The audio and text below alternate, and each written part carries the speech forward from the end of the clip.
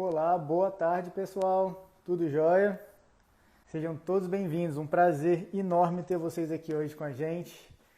Hoje eu vou ter. Opa, chutei aqui. Hoje eu vou ter um prazer enorme de receber uma convidada, de bater um papo com uma convidada muito especial, uma pessoa que eu tenho uma admiração muito grande pelo trabalho e também pela pessoa dela. Eu já conheço há bastante tempo. Já tive, aliás, eu vou contar aqui para vocês como que a gente se conheceu, como que a gente se cruzou pela primeira vez. Foi lá em Brasília, nem quer dizer, não na cidade que eu tô hoje, mas também não na cidade natal dela. Ela é de Porto Alegre, é a Gisele Germani, que é a fundadora que está à frente da Mastre. A gente também vai bater um papo sobre isso. Hoje a gente vai contar, ela vai contar, né, melhor por ela, essa história com certeza vai ser melhor contada por ela, sobre como que ela começou o trabalho dela com couro. A Gisele passou 10 anos na Itália, 10 anos na Europa trabalhando com couro. Ela também vai contar isso aqui para vocês. E, enfim, tenho certeza que vai ser uma conversa muito boa. Deve estar chegando, a gente vai tomando um cafezinho. Quem tiver com um cafezinho aí, um tintim, saúde. Nessa época aí difícil, né, de quarentena, de ficar preso dentro de casa. Eu já estou aqui, né, preso dentro de casa hoje fazem 14 dias. Pronto, agora a Gi vai entrar. Gisele. Oi, Gi! Oi, tava demorando. Eu E tava aí? esperando, eu falei, ué, cadê a Gi? Já falei, já fiz a apresentação e ela não chega. E Eu não aí, tudo sabia. Tudo jóia, tá tudo ótimo. E com você, como é que tá? Você tá em Porto Alegre, né? certo? Aqui é o meu cafezinho na mão. Ah, aqui, ó. Fazer um tintim, ó. O meu também tá aqui. Fazer um tintim, ó. Faz um tintim aqui, ó. Aí, ó. Tintim, saúde, né? Ainda mais nesses tempos, né? Nesses tempos, o tintim da saúde aí é Mais precioso. mais precioso ainda. Gi, primeiramente, antes da gente começar, eu queria te agradecer, tá? Queria agradecer a sua participação. É um prazer enorme poder bater esse papo com você. Eu falei aqui, não sei se você viu, eu falei antes de você entrar, e eu vou aproveitar para falar de novo, que eu tenho uma admiração muito grande por Obrigada. você e pelo seu trabalho. E fico muito feliz da gente poder fazer essa live aqui hoje junto, bater um papo sobre o nosso mundo, sobre o mundo do couro, o mundo do trabalho manual com o couro. O mundo não, né? Ultimamente eu tenho falado do universo. Eu descobri que o mundo, apesar de ser muito grande, ele é limitado. E o universo não. Então, eu acho assim que sobre o universo do couro. Aí. E bom, então vamos lá. Para quem não conhece, pessoal, a Gisele, eu vou falar aqui, é Gisele Germani ou Gisele Germani? Aqui no Brasil, Germani sempre foi. Minha família sempre chamou Germani. Mas aí eu me acostumei. Cada lugar que eu vou do mundo, as pessoas mudam meu nome. Então fica à vontade. Se quiser chamar de Germani, se quiser chamar de Gi, de Gica, isso sou sempre eu. Eu Tá, aceito, tá, mas tá é joia. Germani, Gisele Germani. Gisele Germani. Gi, Isso. eu fiz uma pequena introdução aqui, eu tenho certeza que ela não está à altura da sua pessoa. Falei que você passou mais ou menos 10 anos na Europa, mais precisamente na Itália. Foi na Itália ou você foi em mais lugares da Europa? Foi na Itália Os sempre. 10 anos foram na Itália. Isso, E precisamente trabalhando com couro e modelagem, design, mas tudo isso aí, relacionado ao couro, certo? isso aí. Em Florença eu morei, na Toscana. Tá, então vamos lá. A gente vai chegar na parte da Itália, mas eu tenho uma pergunta pessoal minha que eu quero começar com ela, que é antes da Itália. Eu queria saber de você como que foi, como que começou, como é que se deu o seu trabalho, o seu envolvimento com o couro, com o universo do couro, aqui no Brasil. O que te fez antes de te fazer para a Itália? Uhum. Contar, a história é longa, então, começar lá nos meados. A gente Eu está de sou, quarentena, fica tranquilo. A gente tem tempo aí, tem mais eu, uns 30 dias. Então, como tu falou, eu sou de Porto Alegre, sou gaúcha. Nasci aqui e estudei moda, fui fazer universidade de moda em Caxias do Sul, que é aqui na Serra. Então, a Tá. minha formação é em moda. Só que o curso de moda, de design de moda, ele é voltado para o vestuário. É voltado para confecção, para modelagem, criação de roupas. Eu trabalho com na Serra, onde eu estudei, era voltado também a trabalho com malharia, enfim, mas sempre pensando em vestuário. E eu saí de lá, me formei, trabalhei como estilista aqui, eu desenhava, criava peças de roupa. Na verdade, trabalhei para uma empresa que fazia roupas infantis de surf. Tudo que era marca de surf Infantis? grande, de, sei lá, Billabong, enfim, era Aham. inspiração essas que a gente fazia para criança. Caramba, Então, que legal isso, Gi. isso eu trabalhei. Hum. Era Alegre a fábrica, depois a empresa acabou fechando, mas era um projeto muito legal. Fazia roupa para criança de 1 a 5 anos Aham. e nessa vibe de surf. Tá. E então, eu trabalhei a minha primeira experiência com moda e com, digamos assim, produto foi essa experiência que eu tive como estilista.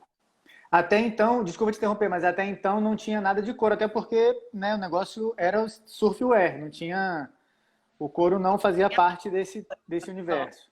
confecção, malharia circular, enfim, Tá. vestuário. E sempre foi minha ideia, eu nunca tinha pensado em trabalhar com couro mesmo, que aqui no Sul a gente tem um polo bem grande É tradicional, né? de calçados, tem um polo da indústria calçadista grande, enfim, mas nunca foi a minha ideia trabalhar com isso. E você Só também não vem de uma família, né, Gi? A sua família não tem tradição com o couro, que é normal, não, que é comum no sul, né? não tem nada da família. Família de administradores. Minha mãe trabalhou no banco muito tempo, enfim, não foi Tá, não, daí.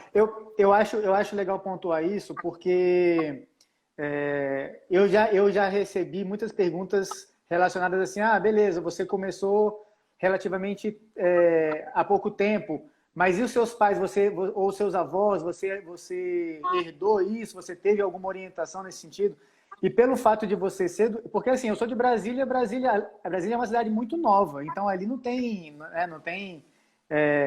características igual o Sul tem, por exemplo, de ter uma tradição não só do setor calçadista, mas como também um setor de curtumes, de produção de couro e tudo mais. Mas então, beleza, então a sua família não teve influência sobre isso. Não, e tu sabe que eu descobri tudo isso, mais engraçado, olha como é depois, uma vez que a gente mergulha nesse universo do couro, parece que, desculpa, abrem algumas portas, algumas janelas, tu começa a enxergar muita coisa que antes a gente não enxergava, né? E Certamente. eu só entendi a grandiosidade, o tamanho desse polo industrial aqui do Vale dos Sinos, dessa indústria calçadista, coreiro calçadista, depois, 10 anos depois que eu já estava na Itália, eu voltei para cá. Quando você Não é voltou. que estava na minha cabeça que fosse uma coisa assim. Então, depois que eu fui descobrir tudo isso, eu disse, opa, mas peraí, mas está tudo aqui do meu lado e eu não conhecia, né? Coisas da vida, né? Então, é assim. Tá, e aí tu E tava lá nessa fábrica, nessa indústria, nessa empresa que trabalho. produzia roupas para crianças de 1 a 5 anos. E aí? Aí, eu sempre tive muita vontade de me especializar. E eu trabalhando como estilista, eu tive alguns momentos que não sei se tem alguém aí nos ouvindo, eu já vi que tem aqui algumas amigas professoras da área de moda, que depois que a gente começa a trabalhar com criação, com estilista, que tu acha que tu sabe tudo, e tudo que tu desenha, tudo que tu vê, todas as coisas que tu imagina na tua cabeça parecem que são claras e pode ser feitas, são possíveis. Tem alguém lá do outro lado que vem bater e dizer, não, não dá para fazer assim. não, não dá para fazer assim. Ah, não, mas não dá para fazer. E essa coisa me frustrava muito. E esse pessoal era o pessoal do chão de fábrica. Era modelista, era o pessoal que trabalhava com engenharia de produção e Uhum. que me puxava a orelha, me traziam para o mundo real, me dizendo, olha, tem muita coisa ainda que tu não sabe, que tu tem que aprender e que não é Não é bem assim. assim, né? Aham. Então, eu sempre tive essa vontade de me especializar mais na área técnica. Mas a área técnica, para mim, era modelagem, sim, que depois foi que eu fui me especializar, mas a modelagem de vestuário. Eu queria aprender a fazer modelagem de roupa. Uhum. Para isso, como eu sou a família já tinha cidadania italiana, enfim, passaporte italiano, as grandes escolas de moda do mundo, digamos assim, né, estão na Al- A alta costura, né? isso. E então eu tinha uma vontade de ir para a Itália estudar, me especializar nisso. E foi aí que eu Aí- comecei a pesquisar ah, um pouquinho que eu poderia estudar na Itália. então o fato, o ponto inicial da ida para a Itália até então também não era o couro. Era, Também fora. era a especialização na moda, no vestuário. Até então o foco era o vestuário, né? Isso mesmo. Cara, E isso é sensacional. Assim, na minha cabeça começa um monte de coisa também a funcionar, porque eu sou, de certa forma, suspeito para falar da Itália pelo design italiano. Eu sou apaixonado pelo design. Então, eu acho assim, apesar de eu achar que o italiano ele é muito espalhafatoso no seu design, eu prefiro algo mais minimalista, mas eu admiro muito. E depois também, isso começou por causa do ciclismo, porque desde pequenininho eu sou apaixonado pelo ciclismo e o ciclismo italiano é uma referência. Então a Itália para mim sempre foi uma referência por conta do ciclismo, dos atletas e também por conta das marcas de bicicleta italianas. E, e depois que eu comecei também a me interessar pelo couro, que eu fui remetido de volta à Itália por conta do couro italiano e de toda a tradição que a Itália tem no couro. Então, ouvir você falando assim é engraçado porque você vê que a Itália ela é referência para muitas coisas, né? Ela é referência para costura, ela é referência para design, ela é referência no mundo do couro, ela é a maior referência que a gente tem hoje, que já é tradicional também lá. Bom, mas enfim, eu não vou te interromper não. Então tá, então aí a partir daí foi a hora que chegou o momento da ida para a Itália. Até então não tinha couro na história. E quando eu fui para a Itália, parece bobagem, mas agora vai fazer o quê? Mais de 15 anos. Que não era tão simples assim a gente encontrar informação, né? Não é que tu pegava e É, entrava em qualquer site de qualquer escola e apareciam todas as informações lá. Não era bem assim. Então, a minha pesquisa, eu sabia que tinham cursos que eu poderia fazer, eu sabia que tinham escolas que eu gostaria muito de estudar, mas nada tão claro, tão concreto ali que eu pudesse já fazer minha inscrição, enfim. E os cursos eram muito caros. Depois tem essa também, que fazer uma pagando especialização na Itália, pagando em euro, né? exatamente, pagando em euro. Então, fazer uma especialização na Itália, na época, assim, era muito caro, mas eu queria muito ir. Enfim, já tinha convencido a família de que poderia me pagar uma passagem. Minha mãe já tinha dito, sai, Gisele, ok, vai. Tá aqui a A, passagem, a passagem pode... você tem. Então, meio caminho eu tinha.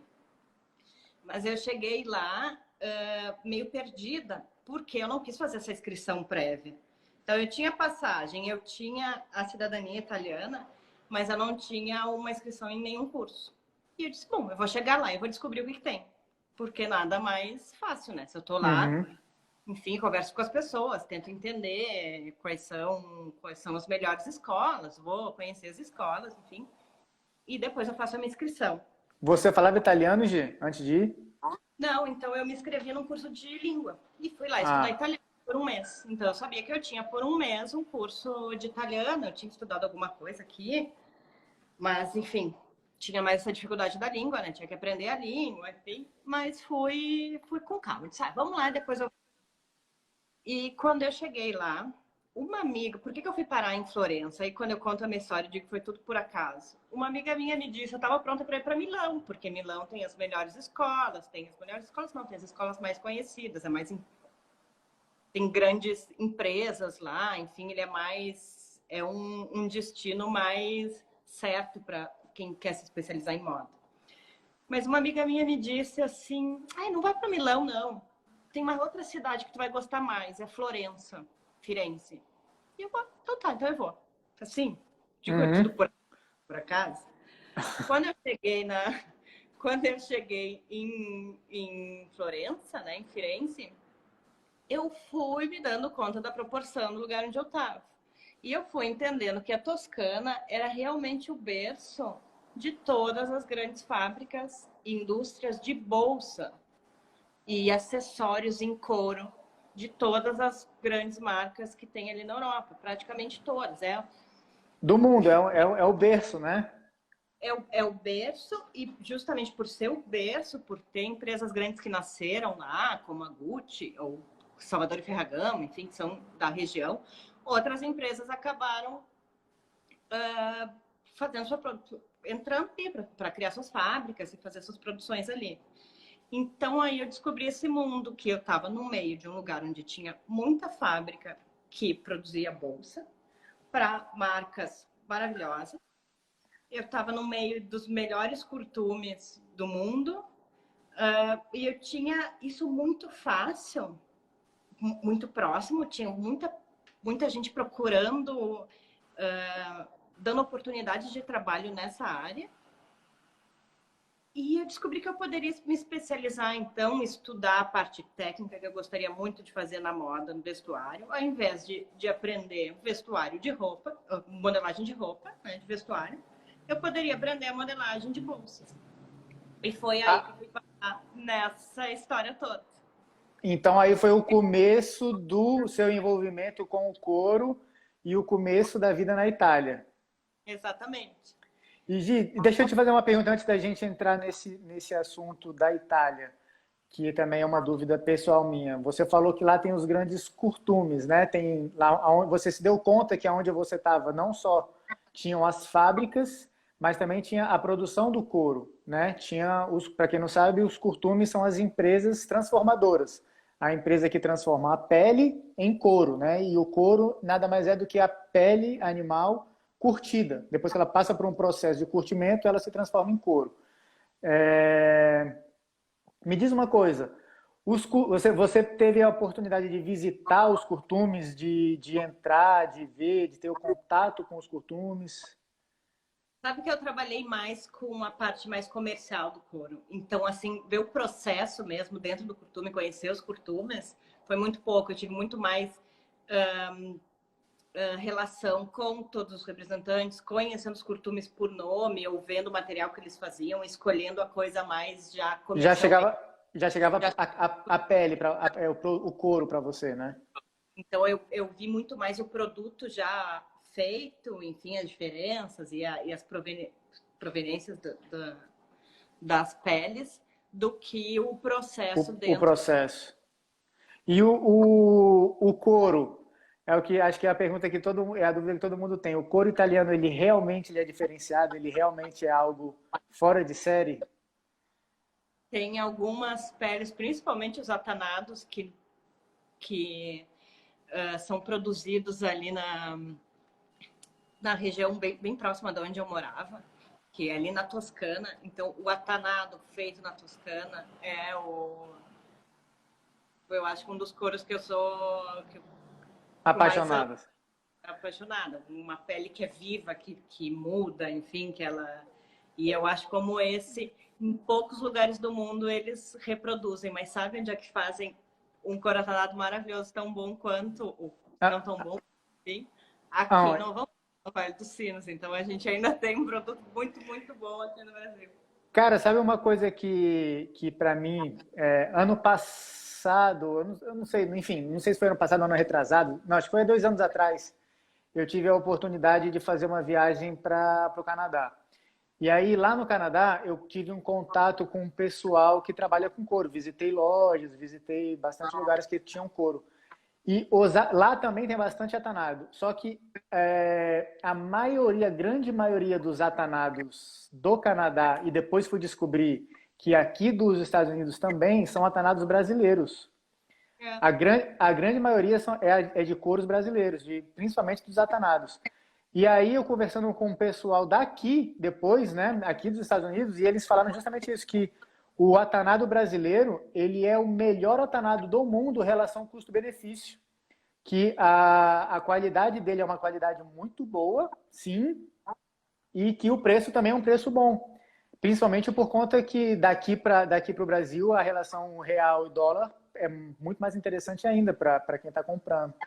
Então, realmente, os couros que a gente tem no Brasil, e principalmente nessa região que você está, na região dos Vale dos Sinos, que é uma região produtora de atanado, produz couros assim, atanado de exportação, né? Atanado que o mundo inteiro consome. Isso é Exatamente. ótimo. Eu também, eu pessoalmente sou apaixonado, sou fã do atanado por essa característica dele, desse processo de transformação que ele está constantemente. Desde a hora que ele sai do curtume, e quanto mais uso, quanto mais luz, quanto mais ele é utilizado, mais bonito ele fica, né? É. Eu acho lindo. Também sou suspeita para falar, porque eu adoro. É. Então, beleza. Aí você chegou na Itália, descobriu que existia um outro universo, que aí sim era o universo do couro, né? Exato. Antes da gente continuar, Gi, deixa só eu fazer um parênteses aqui para poder explicar para quem está assistindo a gente, que é o seguinte: o Instagram ele limita a live a um tempo de 50 minutos, mais ou menos. Então, quando der 50 minutos, ele vai cair, a live vai ser encerrada e não é porque o Instagram que limita isso.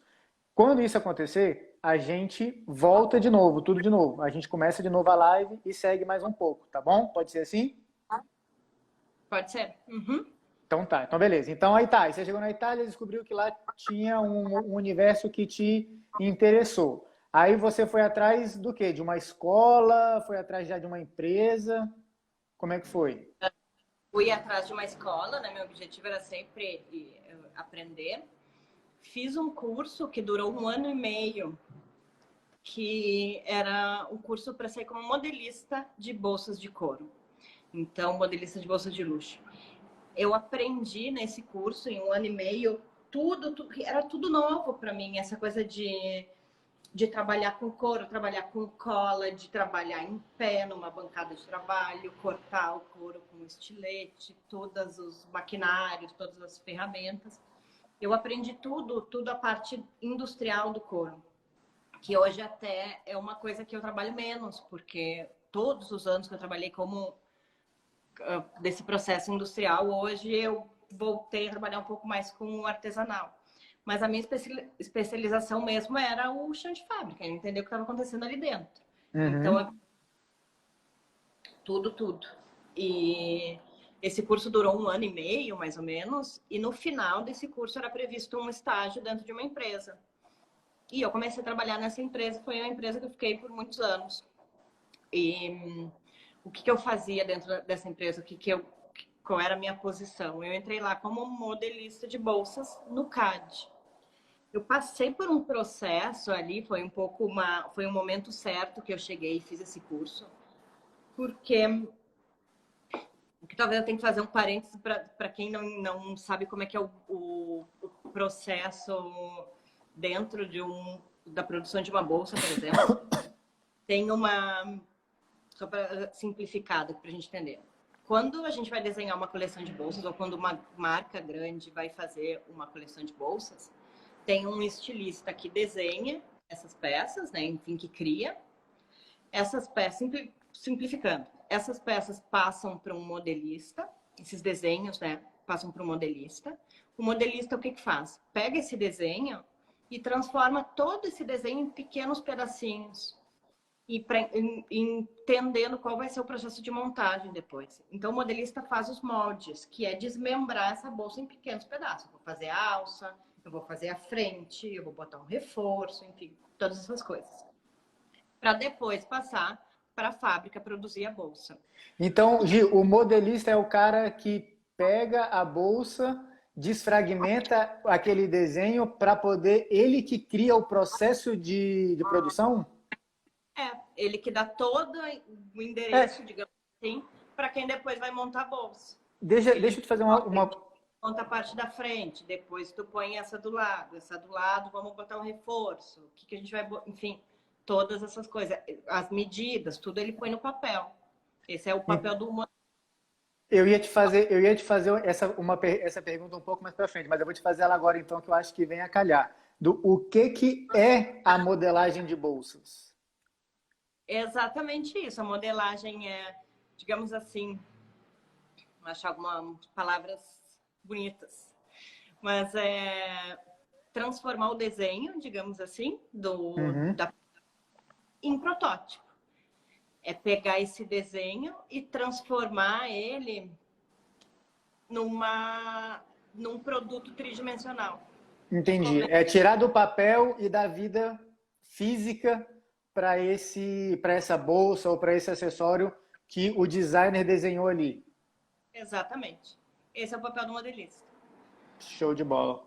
Para fazer isso, o que o modelista tem que saber, tem que conhecer? Tem que entender do couro para saber que tipo de material vai ser usado num momento ou outro, em determinado pedaço ou não da bolsa. Tem que entender do que está acontecendo como tendência, quais são as bolsas que estão sendo usadas, por que um certo tipo de trabalho a gente usa agora ou usava nos anos 70, enfim. Todas essas coisas são propriedades que o modelista tem que dominar para poder depois transformar esse desenho o mais real possível do que essa pessoa estava pensando. Uhum, do que aquele sonho ali que o designer teve. Aquele sonho assim, né? Aquela imaginação que o designer teve. Eu vou te falar, eu não sabia o que era o papel do modelista, eu não sabia que tinha esse papel na produção.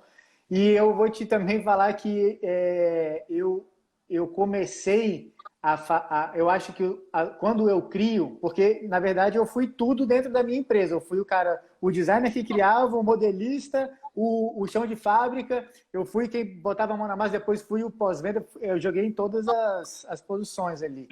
E, eu fui muito, acho que até hoje eu sou muito influenciado no meu design, né? Na hora da criação, justamente por isso, porque eu tinha que imaginar como que aquilo ali seria feito por outras pessoas que não fossem eu.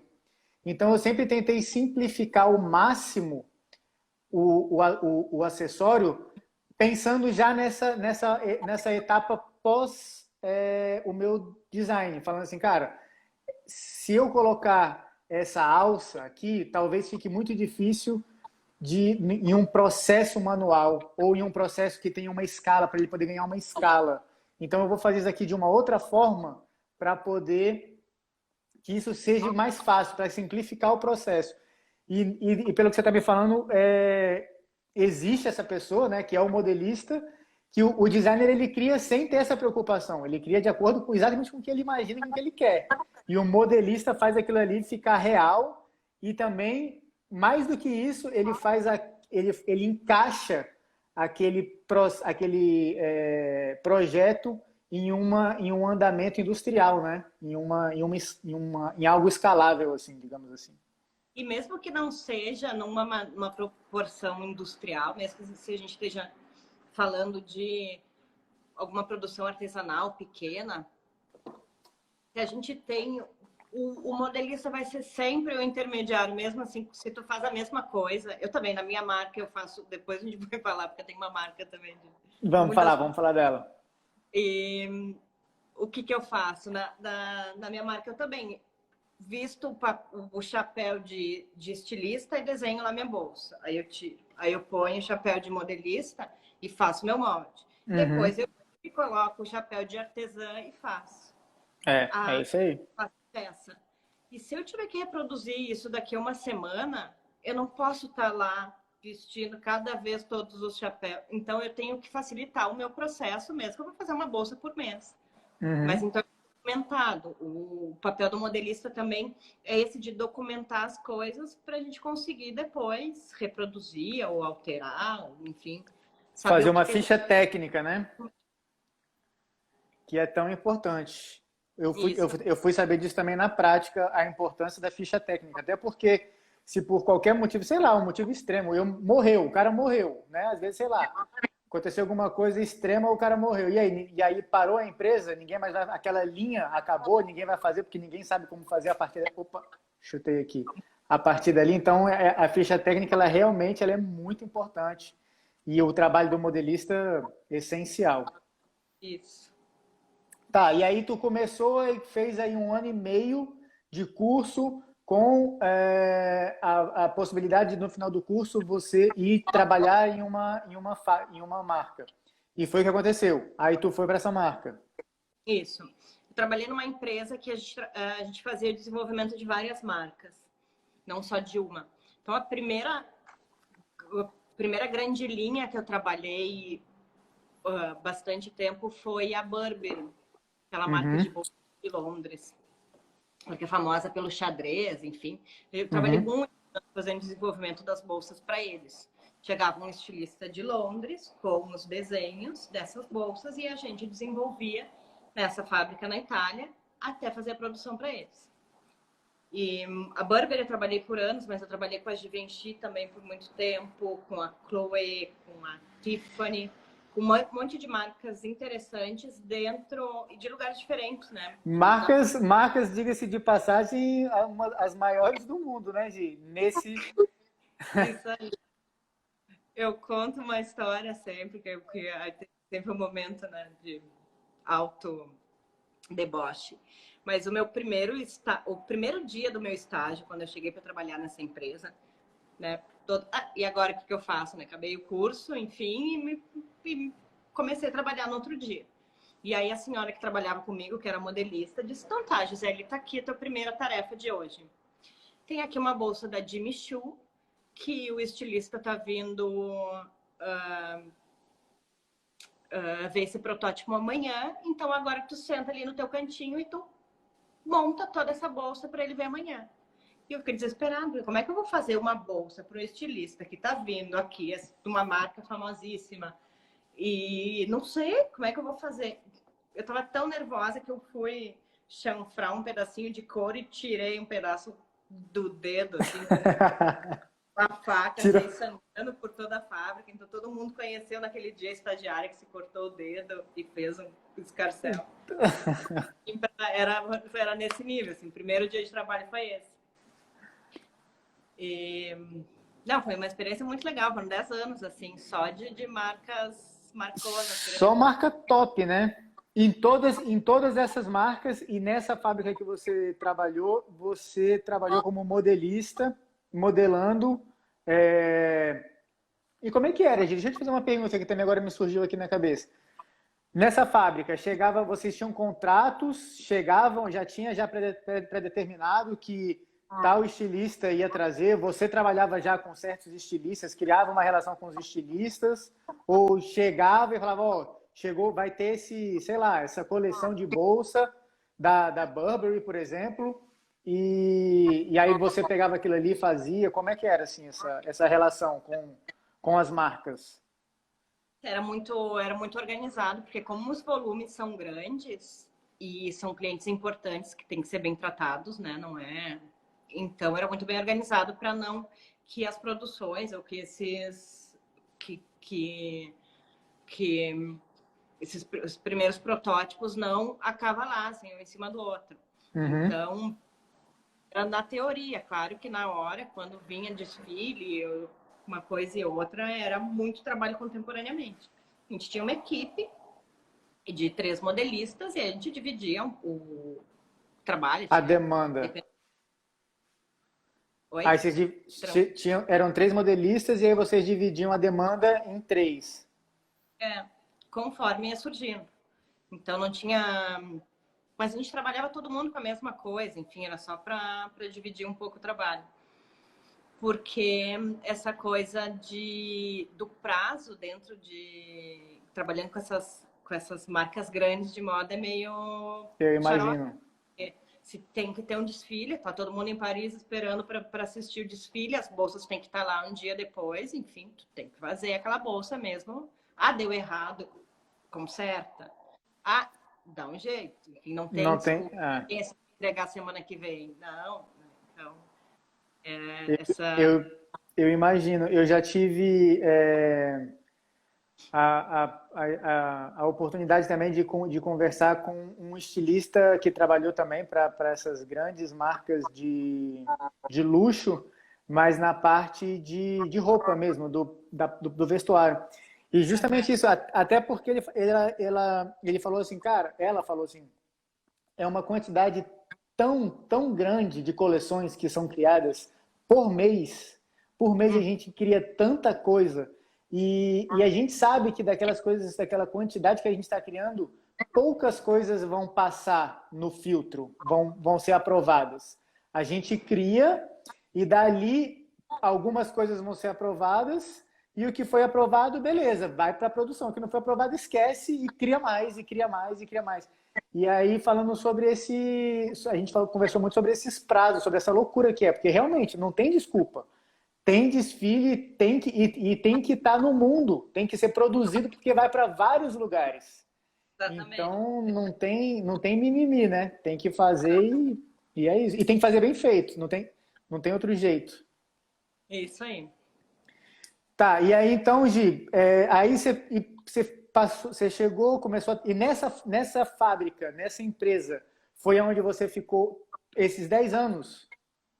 Eu saí dali, eu tive uma experiência de 1 ano fora, que eu trabalhei na Dolce Gabbana. Eu saí dessa empresa onde eu trabalhava, eu recebi uma proposta muito legal da Dolce Gabbana e era um período que eu já estava recebendo muitas propostas de empresas grandes, porque realmente o trabalho do modelista é um trabalho muito procurado, e principalmente para alguém que já tinha experiência como eu. Já estava lá há 8, 9 anos fazendo aquele trabalho para clientes importantes, então recebia bastante oferta de trabalho. E essa da Dolce Gabbana eu resolvi aceitar e fui, trabalhei 1 ano lá com eles. Uma outra realidade, porque uma empresa muito maior, então enquanto antes eu trabalhava com a gente da empresa anterior, a gente tinha uma equipe de 3 modelistas e uns 10 clientes diferentes. Na Dolce Gabbana a gente tinha um cliente muito mais exigente do que todos e um grupo de 9 modelistas só para atender a demanda da Dolce Gabbana. Caramba! Então, uma outra experiência bem louca, completamente diferente, de trabalhar num ritmo completamente frenético. Enfim. 3 vezes maior para um cliente. Legal também de trabalhar com não só entender o processo do couro, mas de todas as outras coisas que eles faziam de bordado, de trançados, de pedrarias que faziam na Índia, que faziam em outros lugares, levavam para a Itália, um processo diferente, mais luxuoso mesmo, mais minucioso do que o trabalho das bolsas de couro. Essas bolsas de couro dessas marcas famosas e de luxo, elas eram produzidas mesmo na Itália? Algumas sim. Muitas Algumas sim. Não todas. Não todas, né? Mas Mas, sim, claro que uma coisa a gente não adianta a gente esconder. Dentro de uma linha, de uma empresa grande, na proposta comercial do que eles estão apresentando, eles têm faixas de valores diferentes. Normalmente, todo couro é produzido na Itália. Então, tudo que é feito, bolsa de couro, é feito na Itália. Por que é feito na Itália?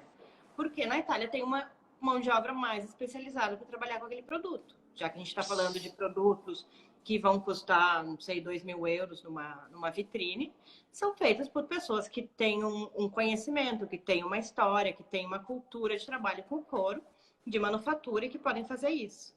Mas dentro que uma marca apresenta, ela também apresenta linhas mais baratas, por exemplo. Diferentes acessos, né? Por exemplo, uma bolsa feita de nylon. A bolsa feita de nylon, toda costurada na máquina de costura, onde que ela consegue ser feita com maestria e com preço baixo? Na China. Então, essa Uhum. produção é na China. Então, claro que eles são, né, para justificar toda a oferta, ela tem que ser dividida, não dá para produzir tudo no mesmo lugar. Mas o couro, quase todo, acho que mais de 90% era feito sempre na Itália. Eu já ouvi uma história que eu não sei se ela é verdade ou não, assim, talvez eu nem devesse estar falando sobre isso, porque eu não sei se é verdade ou não. Mas a história ela é interessante. É uma história de que a Gucci, em uma linha de bolsas que eles iam lançar, eles decidiram que essa bolsa seria toda feita à mão. Seria 100% handmade, feita de couro italiano na Itália. E aí tá, fizeram até um pré-lançamento, fizeram um anúncio dessa linha de bolsa. E custaria assim, sei lá, eu não sei quanto, mas uma linha de bolsa acima do padrão normal das bolsas da Gucci, de valor. E quando começaram a produção, eles viram que o buraco ia ser um pouco mais embaixo do que eles estavam imaginando que fosse. Ia dar mais trabalho do que eles imaginavam aquele modelo. E por isso, o preço que eles estavam pensando em trabalhar não justificaria o trabalho.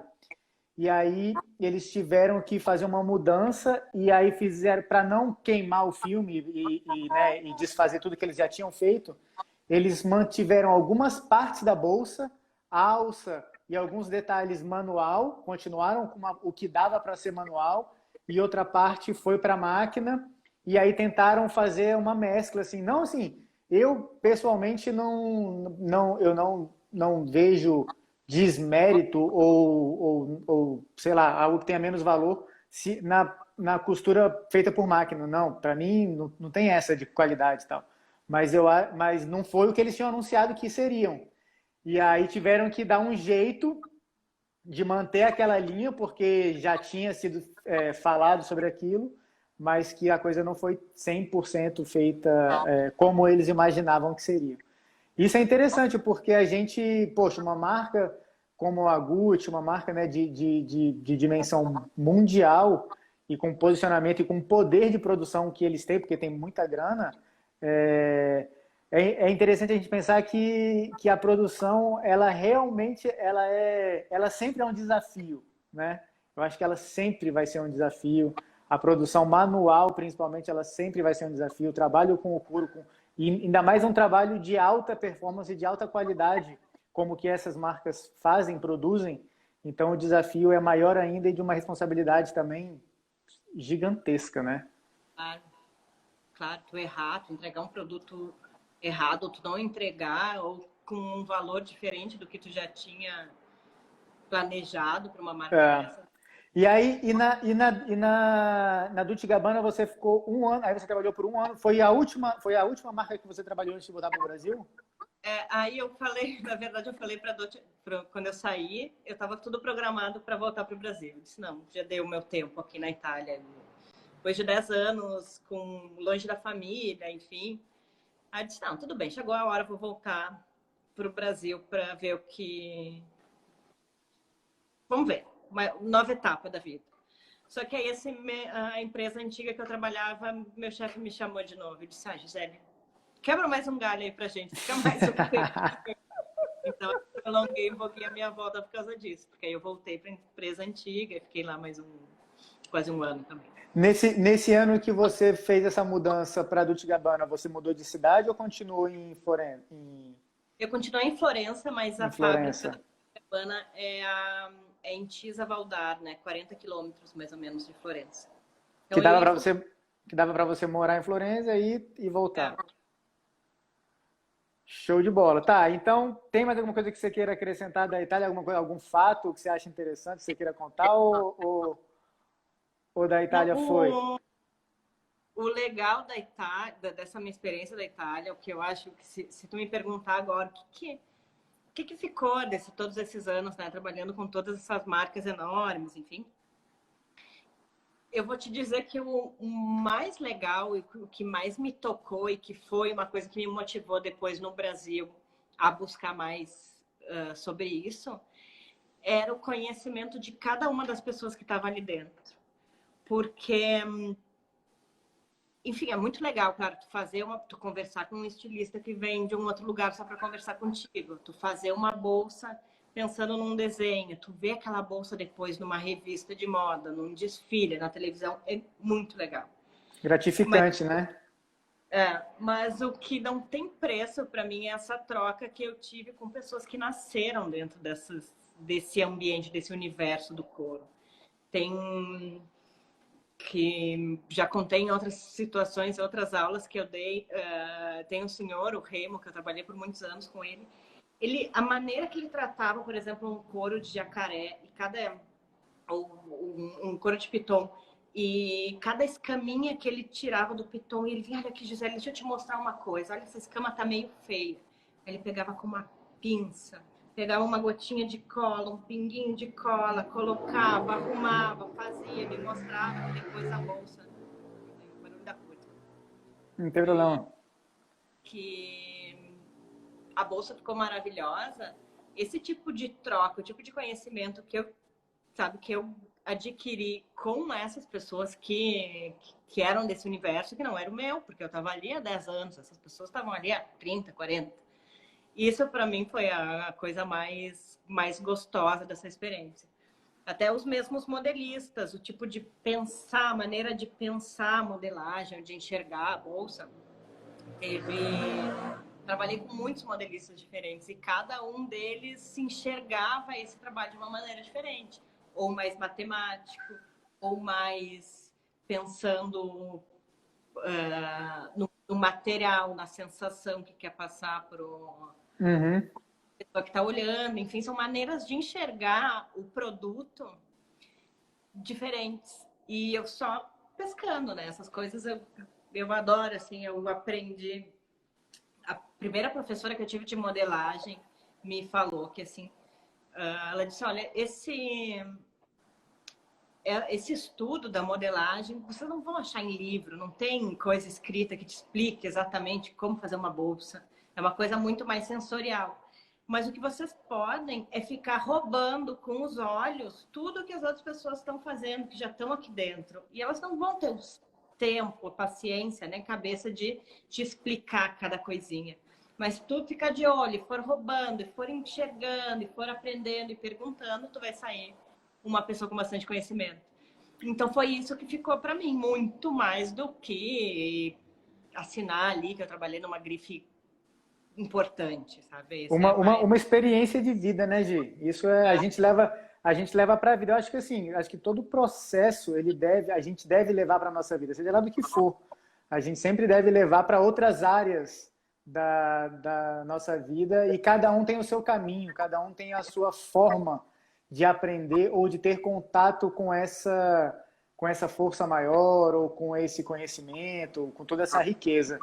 Eu vejo isso, é muito engraçado você falar sobre isso, porque eu faço muita alusão a muitas coisas da minha vida que eu acho que é mais fácil para eu entender certas situações com esporte, porque eu tive muito tempo envolvido com esporte. O esporte é uma coisa que me faz muito bem, é uma outra parte da minha vida que me faz muito bem. E eu, depois que eu descobri o jiu-jitsu, eu fiquei completamente apaixonado pelo jiu-jitsu. E para quem não sabe, assim, o jiu-jitsu brasileiro, que é o jiu-jitsu que é o que a gente conhece no mundo todo, ele foi não inventado, mas ele foi aperfeiçoado por um brasileiro chamado Hélio Gracie. E esse cara, ele falava exatamente isso. Ele proibia outras pessoas de assistirem a aula dele, porque ele falava assim, essas pessoas elas vão aprender muito mais observando do que praticando. Então, ele não deixava as aulas serem vistas em determinadas épocas, porque ele tinha essa convicção de que a pessoa ali observando, ela ia aprender bastante coisa. E aí eu levo isso para mim também muito, assim, de ficar observando e da gente tirar o conhecimento dessa parte, claro, sensorial, né, que a gente está ali vendo, está sentindo, muita coisa é intuitivo. A gente acha que vai e a gente tem que escutar essa vozinha que está lá, que é a intuição, falando, cara, faz assim, faz assado, eu acho que de um jeito vai dar certo, de outro jeito não vai dar. E eu faço isso muito aqui também. O motivo de eu estar aqui hoje é para poder também me especializar no couro, para eu poder também ter outros ângulos e ter esse contato de ter outras técnicas, outras pessoas, e eu tenho feito dessa forma. Muitas vezes eu chego lá e fico só olhando e falando, isso daí. Ou eu estou aprendendo coisas novas e muitas vezes eu estou me certificando, sabe? Só falar assim, não, isso daí é do jeito que eu faço, então beleza.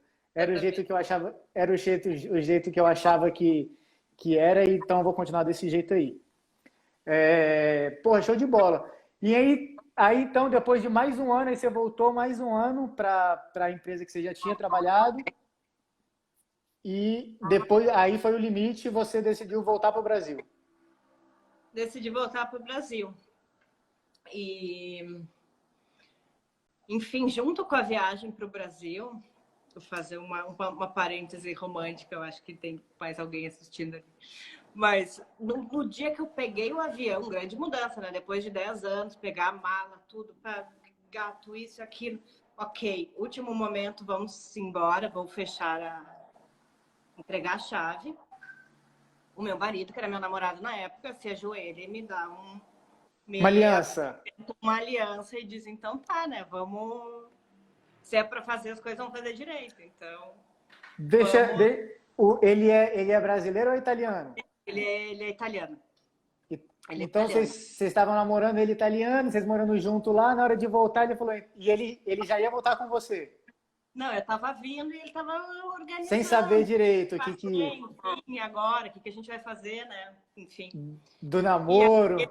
Não, então vamos e vamos enfrentar essa junto, vamos juntos pro Brasil e vamos começar de novo, né? Nova vida.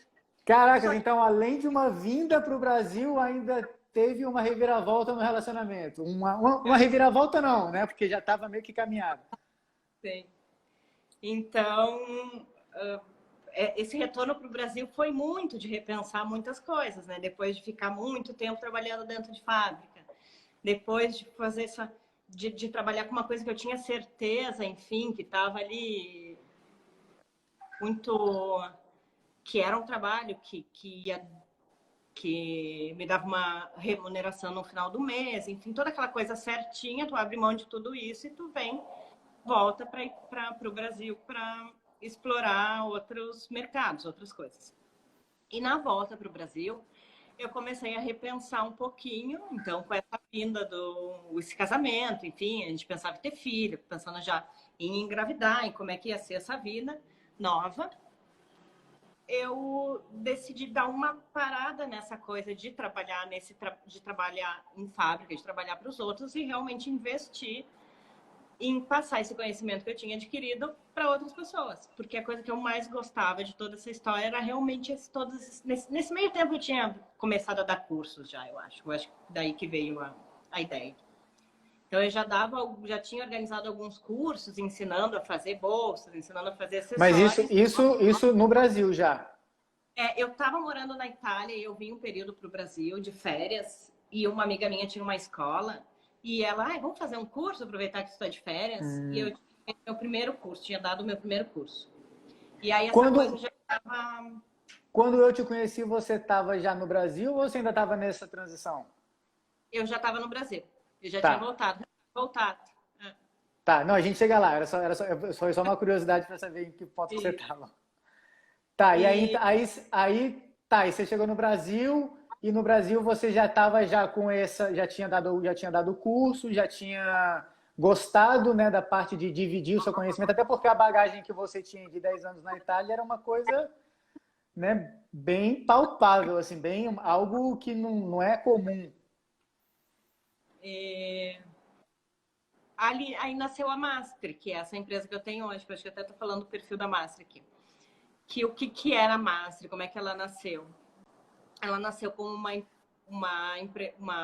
um espaço virtual, porque eu não tinha um espaço físico, mas era a minha maneira de organizar cursos ou organizar consultorias, enfim, organizar eventos, algumas coisas que tivessem essa ideia do universo do trabalho artesanal com couro, de trabalho artesanal da produção de bolsas, e eu conseguisse passar esse conhecimento para outras pessoas.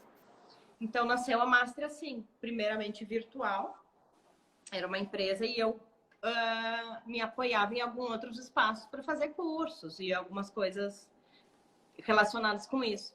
E foi aí que eu cheguei em Brasília, na verdade, nessa época que eu comecei a dar alguns cursos pelo Brasil.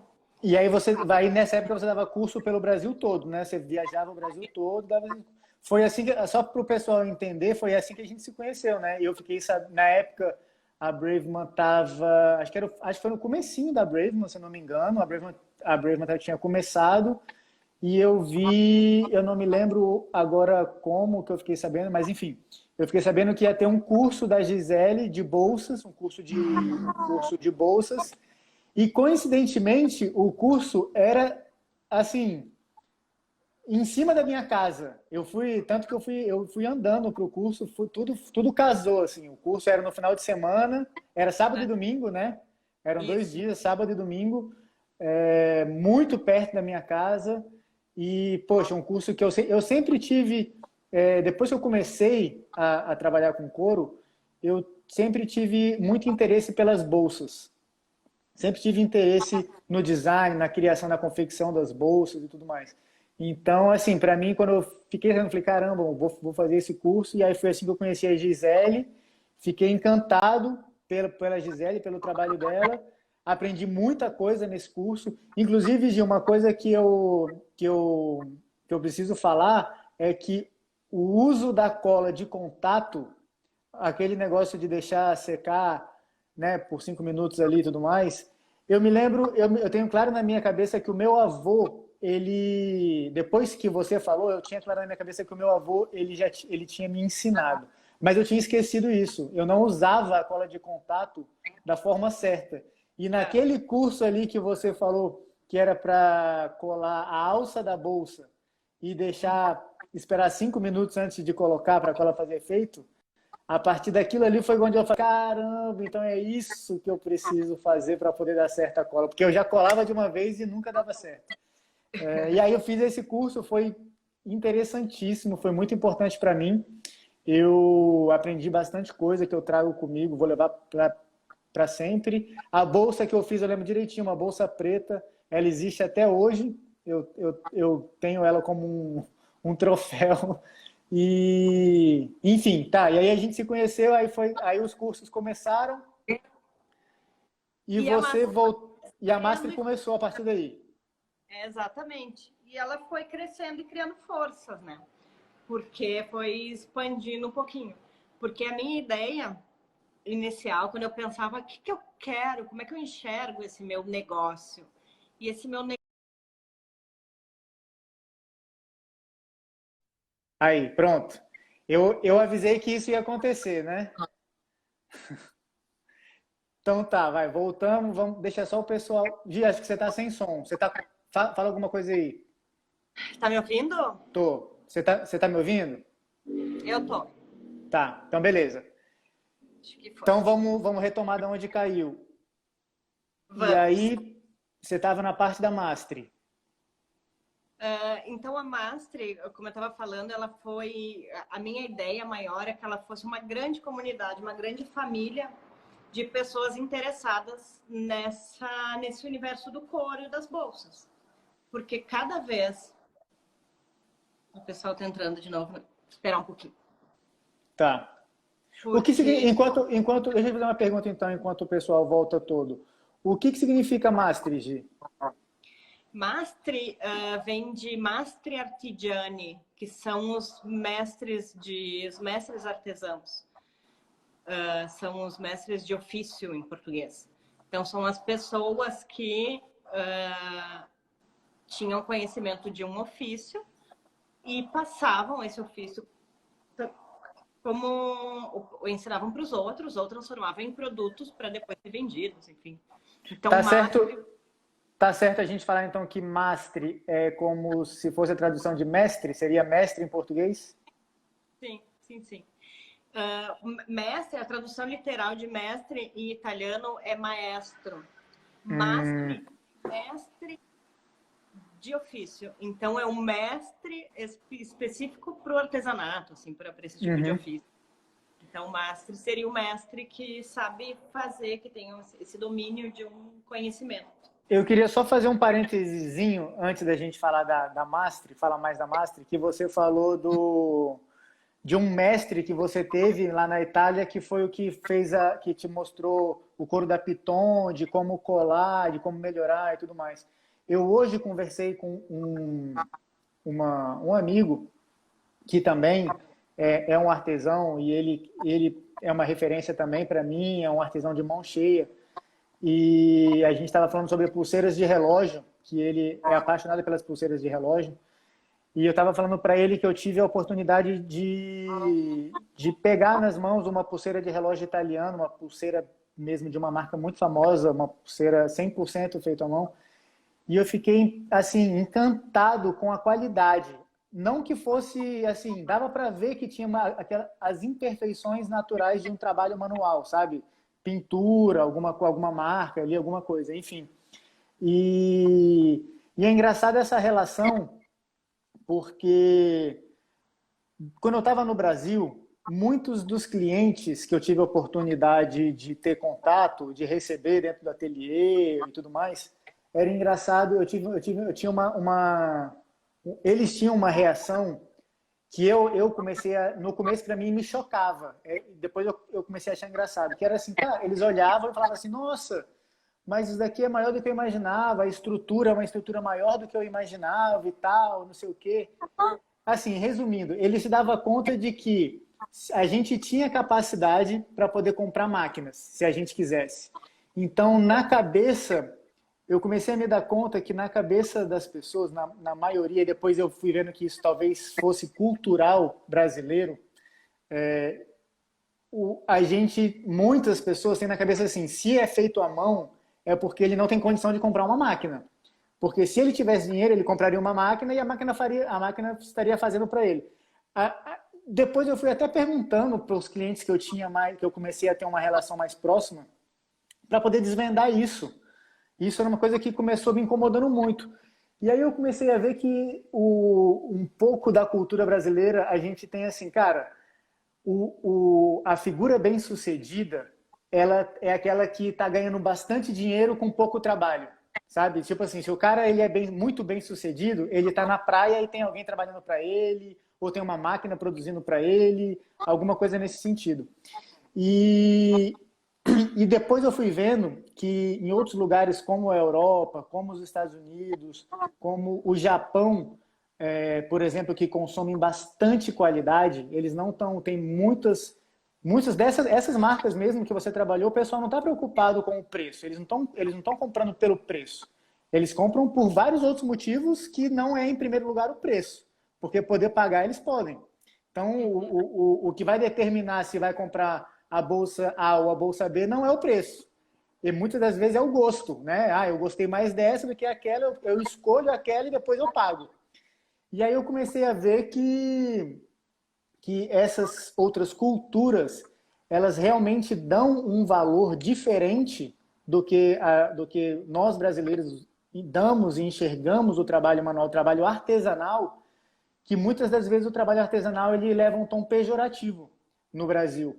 Em outros lugares, não. Justamente por isso, porque além das pessoas, elas entendem o mastre, né? Elas entendem que o esmero que uma pessoa tem, o prazer que uma pessoa tem em produzir com o máximo de cuidado, com o máximo de técnica e perfeição que pode ser feito e que muitas das vezes com uma máquina não faria aquilo com aquela qualidade toda que uma pessoa com qualidade e dedicação e paixão, que eu acho também que isso faz muita diferença, né? A paixão do artesão em estar fazendo.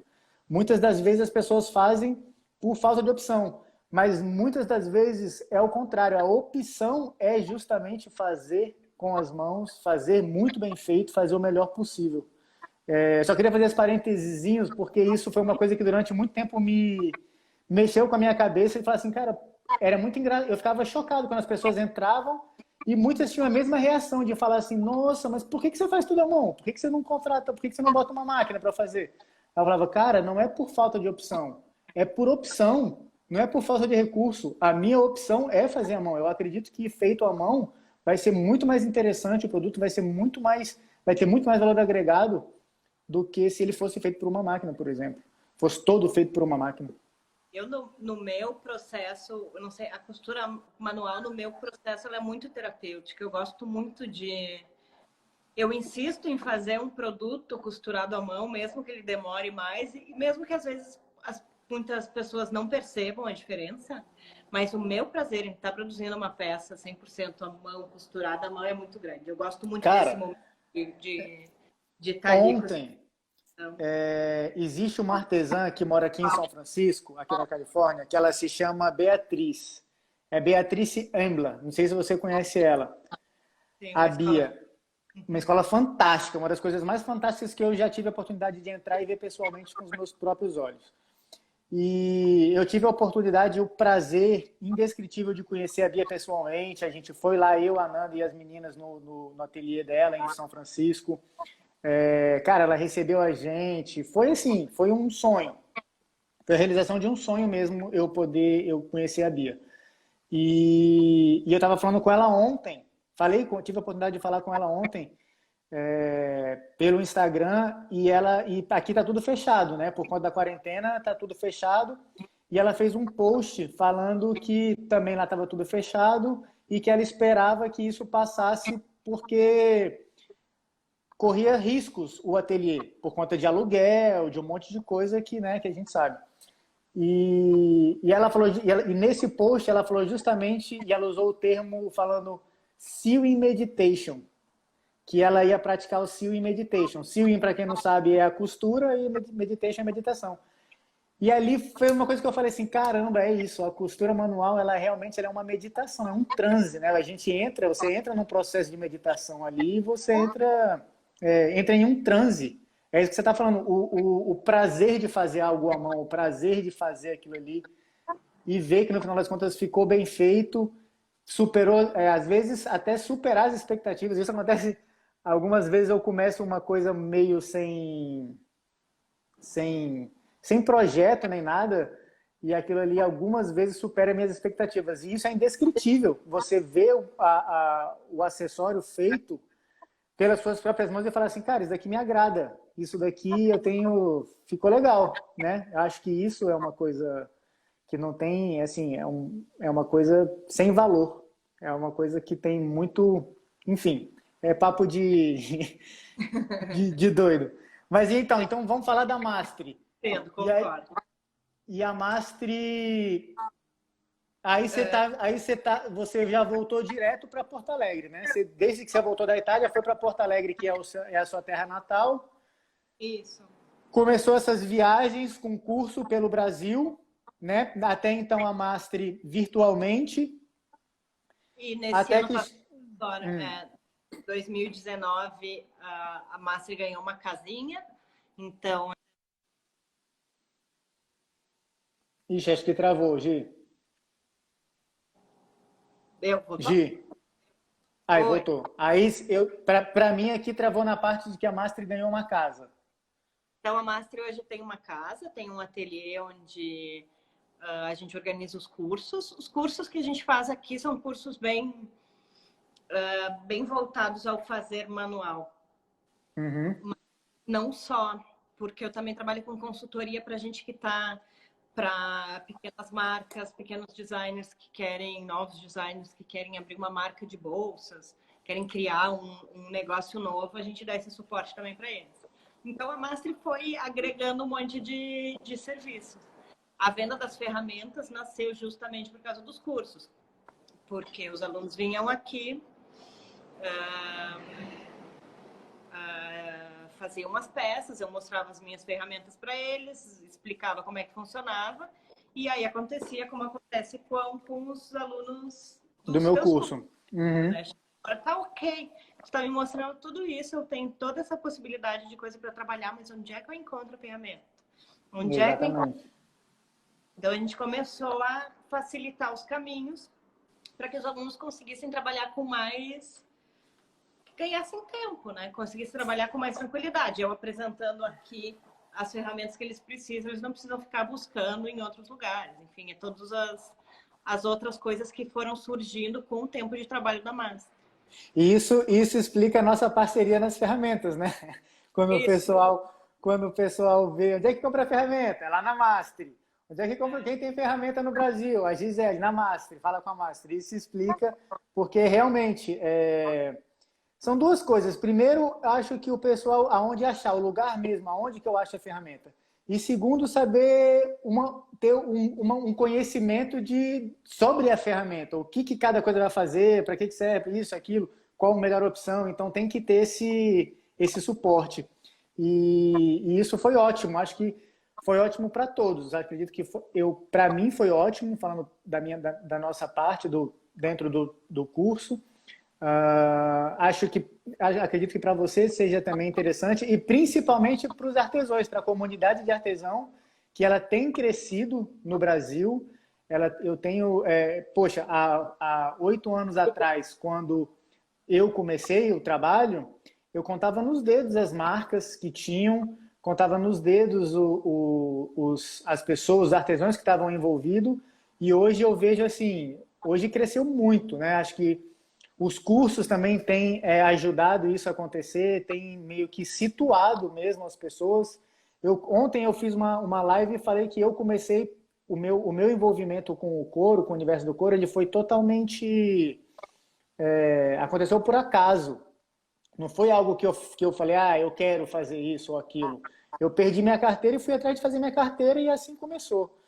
E hoje não, hoje eu vejo que existem pessoas ou por um motivo ou por outro, às vezes por conhecer o meu trabalho, ou conhecer o seu, ou conhecer de algum outro artesão, fala, cara, isso daqui é legal, isso daqui eu me identifico com isso. Eu quero aprender mais sobre isso, eu quero me aprofundar mais. Coisa que lá atrás, quando eu fiz o seu curso, eu estava atrás de conhecimento. Eu sempre estive atrás de conhecimento, mas ali foi uma oportunidade. Mas eu me lembro que na época não existia, não tinha outras possibilidades, não tinha. Depois do seu curso, eu procurei por outras coisas e, cara, não tinha. Há 8 anos atrás, não é tanto tempo assim, né? A gente para pensar. Há 8 anos atrás, o cenário do artesanato, o cenário da produção manual, não que não existisse, sempre existiu. Pelo contrário, o Brasil, isso faz parte da nossa cultura. O artesanato faz parte, o couro faz parte da nossa cultura de norte a sul. Né? No sul é muito forte, assim como é no norte, no nordeste, que também é muito usado couro de bode, atanados de bode, atanados bovinos. Então isso faz parte já desde sempre da nossa cultura. Mas eu acho que hoje, de uma maneira, a gente tem conseguido fazer um trabalho para poder trazer essa informação de uma maneira mais acessível, talvez, para as pessoas que têm interesse. Não só a informação, como as ferramentas, né? Mas a informação também é um trabalho que uma coisa que a gente bate bastante aqui dentro da Mastery, porque justamente quando a gente entra, mergulha nesse mundo aí do couro, nesse universo do fazer manual, parece muita informação e muita coisa nova, e a gente vê que tem anos de cultura e anos de pessoas que já fazem isso há mais tempo que a gente, e que podem nos ensinar. Mas também, por outro lado, não é fácil a gente encontrar um material simples, didático, que nos explique o ABC né? E que nos certifique do que a gente está fazendo por intuição tá certo. Então, uma coisa que a gente tem feito bastante na Mastery também é preparar materiais que possam ser úteis para o aluno. Porque, às vezes, a gente recebe um monte de pergunta aqui perguntando, mas para que serve a ferramenta tal? Mas para que serve isso? Então vamos fazer um guia legal ensinando o nome, mostrando o nome das ferramentas e para que elas servem. Mas o nome das bolsas, aí a gente recebe pergunta, mas essa bolsa como é que se chama? Mas eu queria muito fazer essa bolsa, mas eu não sei como é que ou qual é o nome, ou quem é que fez, qual é a marca. Enfim, aí a gente tem material explicando o nome das bolsas, ou mostrando o que aconteceu nos últimos desfiles.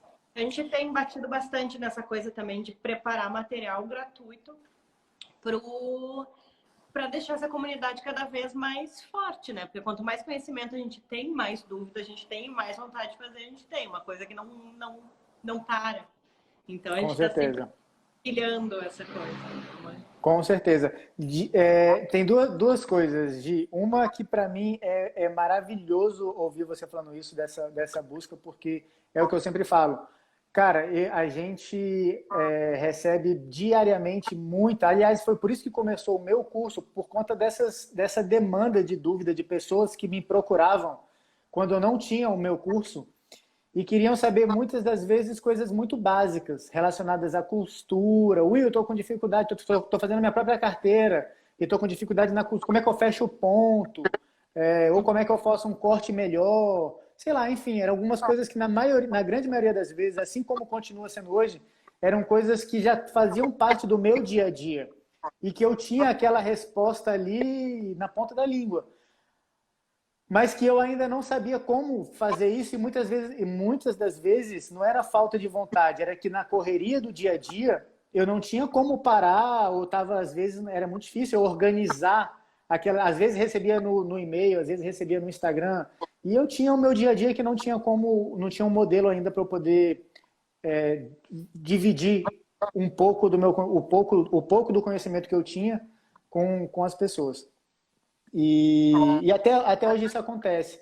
E para mim, assim, mesmo eu tendo curso, hoje a gente tem uma quantidade que eu sou super feliz e orgulhoso de alunos e tudo mais, eu continuo respondendo o máximo que eu posso, eu continuo tentando ajudar da melhor maneira que eu posso. Claro que eu não posso passar o dia inteiro no Instagram ou respondendo e-mail, que né, tem outras coisas, mas sempre na medida do possível, o que eu consigo fazer de ajudar, de explicar sobre ferramenta, de indicar, eu estou fazendo. E outra coisa que eu queria falar é que você falou que na Mastre vocês têm as informações, vocês têm como disponibilizar um conteúdo, né? Fala sobre isso. Isso, a gente tem, até convido todo mundo que está aí assistindo a dar uma olhada no nosso perfil do Insta, que é esse até que eu estou falando aqui, que é @mastre.me. E a gente tem ali, tem o acesso para o nosso site, e ali tem um monte de conteúdo, tem livros para baixar, tem e-books de graça. Hoje saiu o primeiro IGTV com um Eu vi. projetinho eu explicando como fazer. Como agora a gente está com... Os cursos foram cancelados, né? A gente não tá... A gente está trabalhando em casa. Hoje eu, por acaso, aqui entregar umas encomendas só. Então, a gente tirou esse tempo de reclusão, digamos assim, sem curso, para a gente conseguir disponibilizar mais material para vocês. Então, a gente está, nesses próximos dias, vai ter sempre novidade ali. Convido todo mundo Qual que é o site? Fala o site, Gi, da Mastre.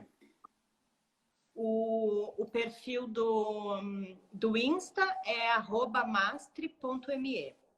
E o E o site é site? www.mastre.me. Mastre.me. Ou www.mastre.me/loja. Eu já decorei porque isso eu falo isso o dia inteiro, todos os dias. Aí.